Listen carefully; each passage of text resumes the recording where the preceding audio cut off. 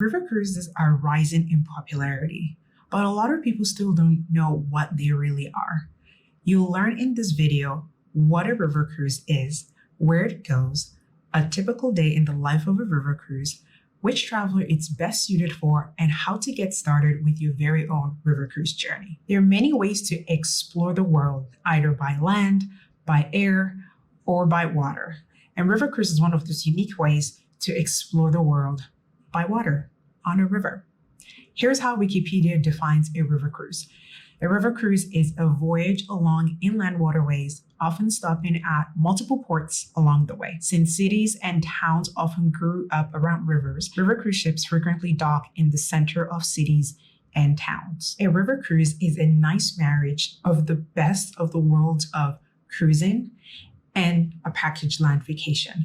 So we're bringing the comforts of cruising where you only have to unpack once. Your hotel basically goes with you, and the structure of a land vacation where you have determined destinations you want to go, the range of excursions that you want to participate in, so that way you're not wasting time trying to make those decisions when you get to the country you want to visit. So where in the world can you visit with a river cruise? You can travel through 5 out of the 7 continents, including Europe, Asia, Africa, North America, and South America. And the most popular destination is Europe. And most river cruise lines operate there, with some of the river cruise lines operating in the other destination. These river cruise lines include AMA Waterways, Avalon, American Cruise Lines, American Queen Voyages, Emerald Cruises, Scenic Cruises, Tauk, and Viking, just to name a few. Would you like to know the exact destinations that each of these cruise lines sail in? Comment with a yes below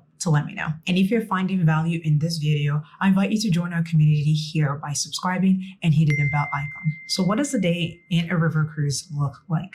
I'm going to start with when you're actually on board on your river cruise. It's pretty much smooth sailing. You're met right at the entrance of your ship. The staff and the crew is ready to help you with baggage handling, making sure that you make it to your cabin, and giving you an orientation of where everything is.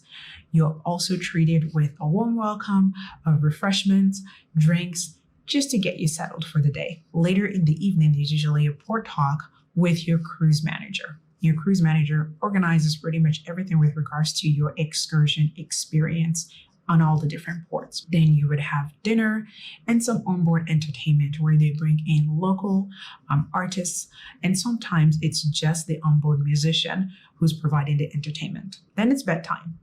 And the next day, you start with an early riser's breakfast. This usually would start for most cruise lines at 6 a.m. in the morning. Then there's the full breakfast, and then you're off to your excursions.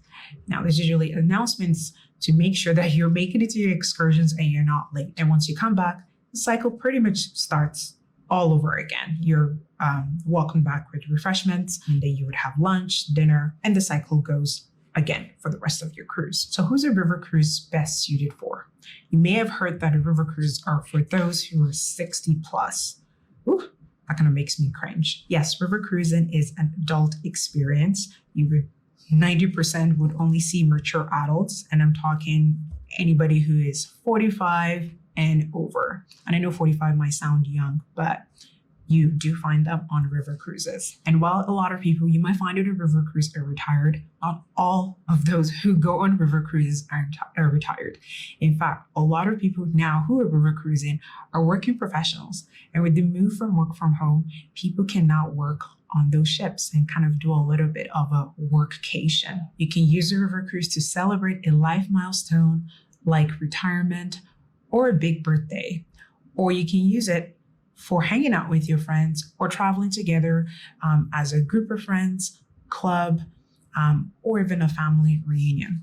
The list just keeps going on. I have found that most people who do river cruises are quite familiar with other forms of travel. They've done the bus tours, they've done the land vacations, they've done lots and lots of big ship cruises on the Med and the Caribbean, and they're looking for something more intimate. So how do you get started with a river cruise? Step 1 is making a decision on your destination.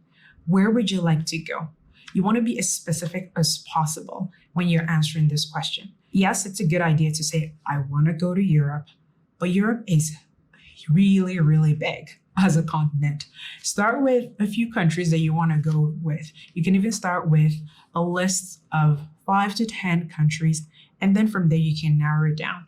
Chances are you probably can go to all of them since river cruises travel through multiple countries. Remember when I asked you if you wanted to know the exact destinations that each of the cruise lines go on? Well, I've made a chart to make this process really easy.